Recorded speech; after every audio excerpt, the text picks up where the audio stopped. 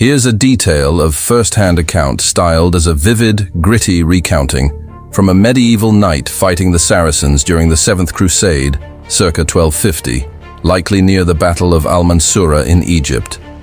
By God's blood, I saw the desert. Burn, an account by Sir Amaury de Valençon, Knight of Anjou, 1250 AD. They came upon us like a black tide. We had crossed the Nile by night, our armor soaked with river stench and sweat, mouths dry as parchment. The heat had no mercy. Neither did the Saracens. Our column, half-starved, boots split at the seams, reached al-Mansurah thinking we had caught them off guard. We were fools. They knew we were coming. God help me. They were waiting. The first I saw of them were shadows behind the latticework of palm trees. Then came the howls, shrill, savage, and the ground began to quake beneath the thunder of their horsemen. My charger reared, sensing the fear I dared not show. We drew up, shields locked, lances lowered. The air stank of death already. The Saracens rode fast, lean as wolves, and their arrows darkened the sky. One struck my squire Etienne in the throat. He gurgled, twitched, and fell, never a prayer on his lips. My heart turned to stone. I spurred forward. I remember the clash, metal on metal, the crunch of bone beneath hooves, the screams. A man with a curved blade, his eyes black as midnight, charged at me. He swung at my helm, sparks flew. I parried, turned, and rammed my sword through his ribs. He collapsed with a sound like a bellows failing. Blood was everywhere. Mine. His. Whose could tell? I lost count of the men I killed or who tried to kill me. At one point, I was dragged from my horse. A spear nicked my thigh. I rolled, rose, drove my dagger into a man's eye. I still feel the tremble of the blade as it pierced into his skull. We fought like animals, clawing for survival, knee-deep in sand and blood. A Saracen captain shouted commands, robed in black, a falcon stitched across his chest. I met him in single combat. He was fast, faster than any Frank I'd ever faced. His blade danced. Mine was heavier, crueler. We circled, clashed, broke, clashed, again. Finally, with a prayer to Saint Michael, I fainted low and opened his belly with a rising strike. He fell without a word. By nightfall, the Nile ran red, and the buzzing of flies filled the silence where men once roared. We won, or so, the king claimed, but it did not feel like victory. Too many were dead. Too many still to die. That was Egypt. That was war. And God forgive me, I'd go again, given the chance. Continued first-hand account of Sir Amaury de Valençon as the aftermath of the battle sets in and the weight of crusade, carnage, and doubt settles heavy upon him. By God's blood, I saw the desert burn, continued. The morning after, the sun rose like a blade drawn across the horizon, red and cruel. We limped through the field of the dead, stepping over shattered helms, broken spears, and the bloated corpses of Saracens and Christians alike. The vultures had already begun their feast. I found Etienne's body. His face was pale, lips blue, eyes open to the pitiless sky. I closed them with my gauntlet. I had no words, only a ragged breath that caught in my throat like thorns. He was 15. His mother had kissed his brow when he left Anjou. I had promised to keep him safe. God makes liars of us all. We dragged our wounded back to camp near the Ide Canal. The Templars prayed. The Hospitallers bled men like butchers trying to save them. I sat on a crate beside my horse, running a whetstone down my sword, though the edge was gone and the steel notched. I couldn't stop. I needed to do something, anything to keep my hands from shaking. King Louis was among us, tall and pale, his robes stained with dust and blood. He spoke of honor, of the cross, of how our suffering bought eternal reward.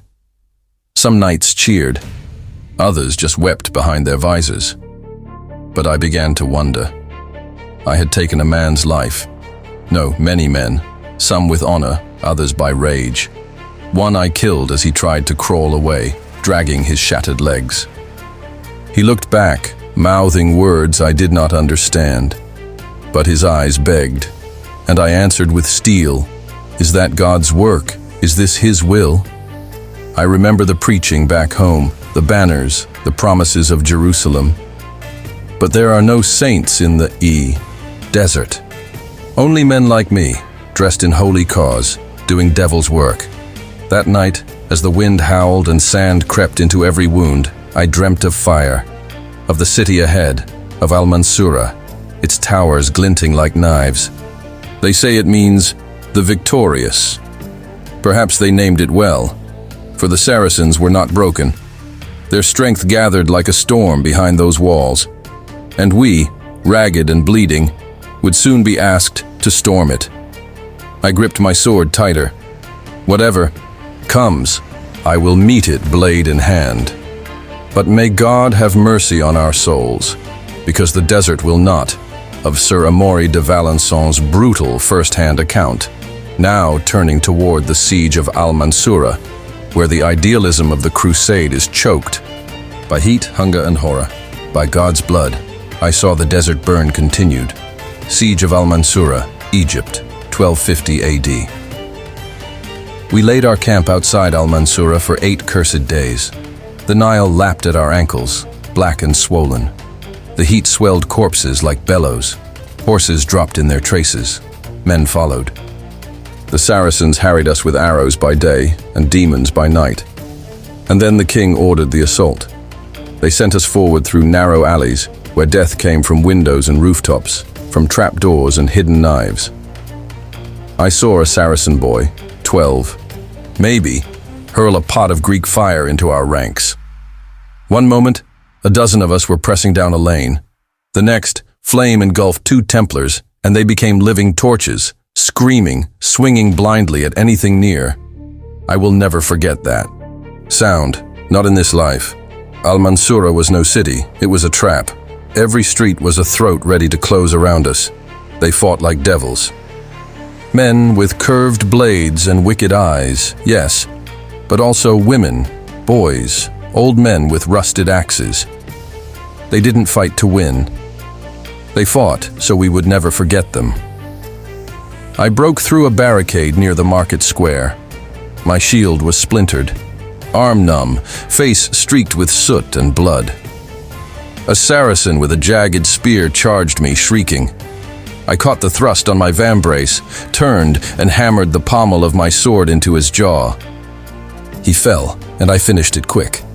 But they kept coming. By dusk, we were trapped, half our number dead or dying, the rest scattered in the labyrinth of blood-soaked streets. No horns sounded retreat, no banners waved, just screams, fire, and the whistling of arrows. The Saracens pushed us back inch by inch, like water forcing back a stone. There was no glory, no triumph, only survival.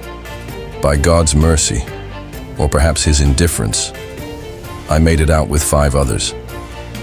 One was Brother Tancred, who had taken a mace to the leg and begged us to leave him. I carried him on my back, swearing through my teeth, while arrows thudded into the dirt at our heels. When we reached the camp again, the king's standard still flew, but it meant little. Our army was broken.